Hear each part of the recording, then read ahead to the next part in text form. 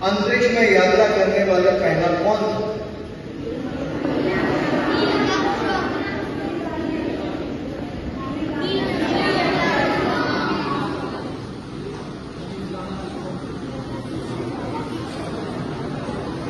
मुझे तो लगता है हनुमान जी थे, क्योंकि हम మూర్ఖుడిని నమ్మిన మూర్ఖుల సంఖ్యే ఆ మూర్ఖత్వానికి గౌరవాన్ని ఇస్తుంది.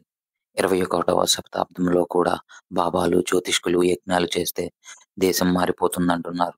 శాస్త్రం వదిలి మధ్యయుగాల చీకటిలో మునిగిపోతున్నాం. చిన్న చిట్టీల నుంచి వేల కోట్ల బ్యాంకు మోసాల దాకా పన్ను చెల్లించే ప్రజలే బాధితులు. దోచేది వాళ్ళు, భరించేది మనం. జియో ఎగరాలంటే బిఎస్ఎన్ఎల్ రెక్కలు కత్తిరించాలి.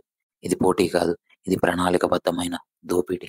వర్షం వస్తే రోడ్లు కూలిపోతాయి, స్కూలు గోడలు పడిపోతాయి. కూలిపోతున్నది కాంక్రీట్ కాదు, ప్రజల ప్రాణాలు, ప్రజల నమ్మకం. పదే పదే దాడులు, పదే పదే రక్తపాతం, పరిష్కారం మాటల్లోనే. ప్రజలు మాత్రం మృతదేహాలు మోస్తూనే ఉన్నారు. ఒకప్పుడు జ్ఞాన మందిరాలు అయిన ఈ బడులు ఇప్పుడు ఖాళీ గదులు. పేద పిల్లల కలలు మట్టిలో కలిసిపోతున్నాయి. ప్రజల డబ్బుతో కట్టిన సంస్థలు మెల్లగా చంపబడ్డాయి. అదే రంగంలో రాజకీయ మిత్రుల యొక్క వందల కోట్లు దాక్కుంటున్నాయి. టెక్నాలజీ, సైన్స్, ఎడ్యుకేషన్ మీద దృష్టి పెట్టాల్సింది పోయి మనం ఇంకా మతం, భాష, ఆలయం, మసీదు వీటి మీద తగులు పడుతున్నాం. విభజన మంటల్లో దేశం కాలిపోతుంది, కానీ రాజకీయం మాత్రం ఆ జ్వాలల్లోనూ లాభం పొందుతుంది.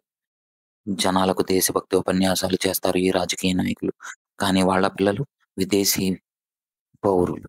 జాతీయ భద్రతా సలహాదారు అజిత్ దోవాల్ కుమారుడు యూకే పౌరుడు, జయశంకర్ కుమారుడు అమెరికన్ పౌరుడు. అంటే మన భవిష్యత్తు ఇక్కడ, వాళ్ళ భవిష్యత్తు అక్కడ. మరి మనం ఎన్నిసార్లు మోసపోతే బుద్ధి వస్తుంది? ఎన్నిసార్లు మూర్ఖత్వానికి గౌరవం ఇస్తే మేధస్సు మేల్కొంటుంది? గమనించండి, మూర్ఖత్వానికి గౌరవం ఇవ్వకండి, ప్రశ్నించండి, నిలబడండి, లేచి అడగండి.